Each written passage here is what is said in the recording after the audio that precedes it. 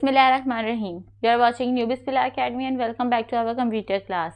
We are doing nowadays chapter number 3, which is Introduction to Python Programming. But our today's topic is operators and expressions. So let's start.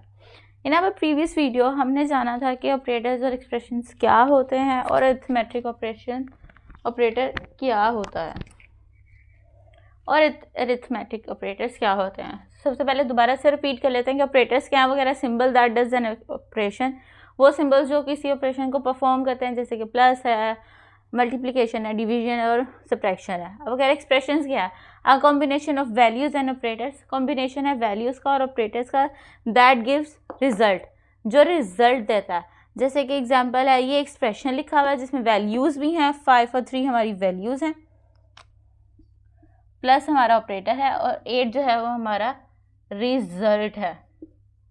वगैरह different types of operators हैं हमारे पास. Arithmetic operator हमने previous video में कर लिया था.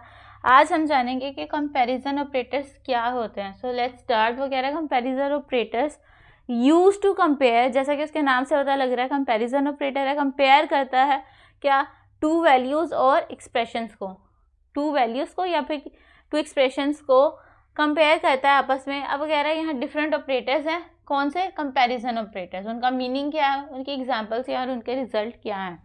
वो कह रहा है डबल इक्वल का साइन है तो इट्स मीन के इक्वल टू है. इसका मतलब एग्जांपल उसने यहाँ दी हुई है कि 10 इज इक्वल्स टू 5. अब रिजल्ट में उसने ये बताया है कि इज इट ट्रू और फॉल्स. फॉल्स है ये, क्योंकि 10 कभी भी इक्वल टू 5 नहीं होता. अब वो कह रहा है कि एक्सक्लेमेशन और इक्वल्स टू है, इसका मतलब है कि नॉट इक्वल टू.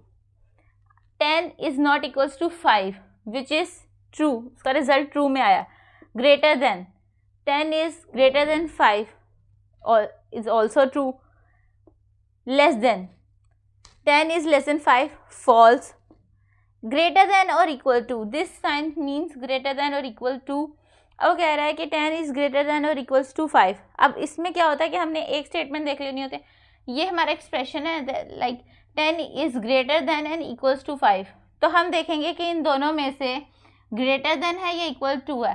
दोनों में से एक जो है हमारी स्टेटमेंट वो ट्रू होनी चाहिए, तो उसके साथ हम आंसर को रिलेट करेंगे. तो जैसे कि 10 is greater than 5 but not equals to 5, so greater than 5 को हम कंसीडर करके इसको ट्रू में फॉल कर देंगे. ऐसे ही लेस देन के साथ है, लेस देन और इक्वल्स टू. अब कह रहा है 10 इज लेस देन और इक्वल्स टू 5.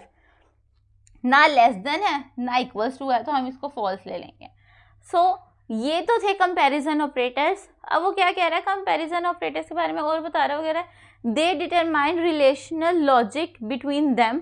बिटवीन देम किनके? ऑपरेटर्स और इक्वल साइंस के मिड में जो हमारे हैं एक्सप्रेशंस, उनके मिड में रिलेशनल लॉजिक ढूंढता है. जैसे कि इक्वालिटी है, नहीं है, इनइक्वालिटी है, या फिर इक्वालिटी है, ग्रेटर है और लेस देन है, और सो ऑन.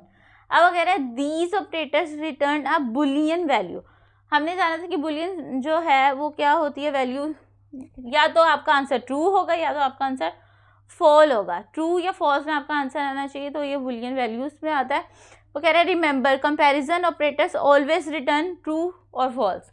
यानी कि कंपैरिजन ऑपरेटर्स हैं, उसने पहले भी बता दिया कि बुलियन वैल्यूज़ में रिटर्न करते हैं आंसर्स, तो या तो वो ट्रू देगा या तो वो फॉल्स देगा. तो ये तो थे हमारे कंपैरिजन ऑपरेटर. मिलते हैं आपसे नेक्स्ट वीडियो में नेक्स्ट ऑपरेटर टाइप्स के साथ. टिल देन अल्लाह हाफिज़.